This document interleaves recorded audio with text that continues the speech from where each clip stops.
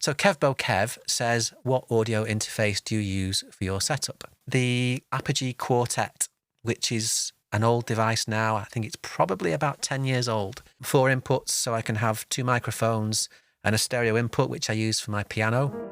For these live streams, I'm running this audio through a Rode Rodecaster.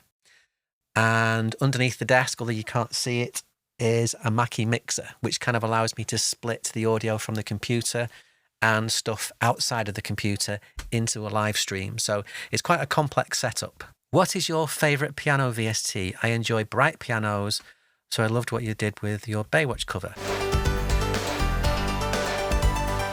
I really enjoy Keyscape. Thank you, Kevbo. Well, as you can tell, I use a digital piano. This is my main piano. It's a Roland FP60, and that gets plumbed into the computer via the Apogee Quartet interface I was talking about before.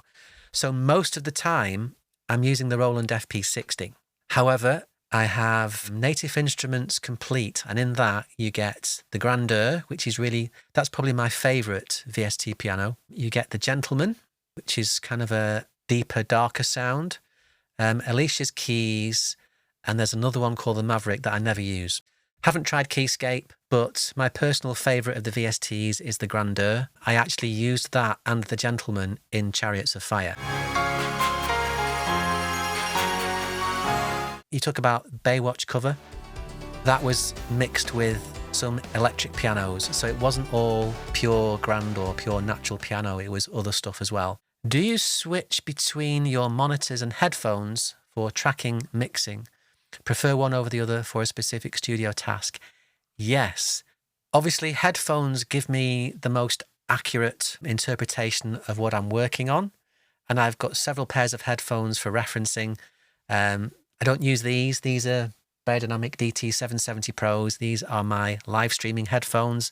Don't touch them for music production because they've got a smiley curve. They're not flat enough. I'll use the Sennheiser HD600s, the Yamaha MT8s, which are closed back design, good for tracking, but quite sort of brutal sounding. They tell you what's wrong with your mix, but they're not necessarily that pleasant to listen to.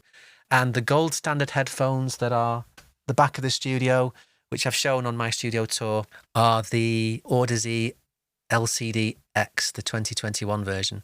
I'll start building a mix together just on the studio monitors, which gets me in the ballpark. And once I've got it to a certain point and I don't think I can refine it any further on the monitors, then I'll switch over to headphones. And at that point, I'm switching between different headphones to get a different reference so that, I'm getting a balance across all of them. Why do you think there are so few people making accurate covers these days? Because it's a lot of work. A lot of work. If you're going to do a really good job and produce a video for it, for me, it takes the best part of a month to piece together. You don't want anything intruding into other instruments in the mix. And for me, the general rule is take away as much low end as you can before you start to lose body of that instrument. And when it comes to mixing generally, it is all about making space for other instruments, using EQ especially, using reverb to push things further back in the mix instead of all of them being at the front. It's about panning and moving things left and right. It's about volume, of course. It's balancing that entire equation so that nothing is sticking out too much, nothing sounds too harsh. Yeah. Do you have a go-to reverb? I think I do have a reverb that I tend to gravitate towards initially. So when I'm starting to put a mix together, I'll grab a reverb that I'm familiar with and is easy to use to kind of get a feel for how things are progressing. And that reverb is Native Instruments Realm. It's very flexible. It can sound quite subtle and it can sound really big and spacious.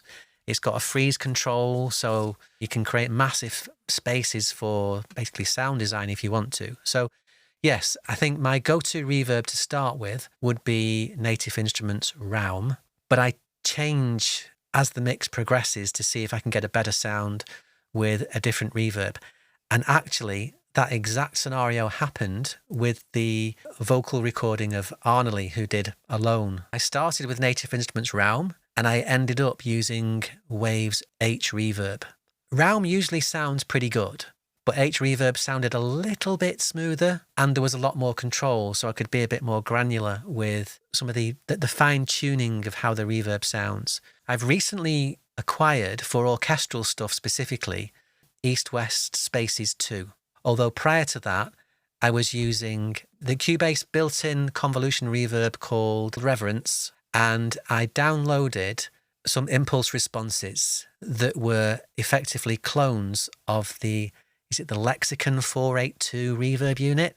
I may have got that name wrong, but that seemed to work really well for me. If you can't afford to buy a reverb like Spaces 2, which is quite expensive, then that is a really good substitute. Use a free impulse response and plug it into an existing convolution reverb that you may have. In terms of how I use reverb, you haven't asked that, but I'll briefly touch on it. Reverbs for me always go on a send effect. Sometimes I will use a second reverb. So the first reverb deals with smaller space, and then a secondary reverb that really adds a massive tail to make things sound interesting. And then even then, I'll often put a delay effect in front of the reverb, not too much, just a little bit. And then I'll sidechain the delay so that as the vocalist is singing, that delay is not in effect. And as they stop singing, the delay kicks in and makes the reverb sound bigger and more spacious. Good night, everybody. Thanks for watching.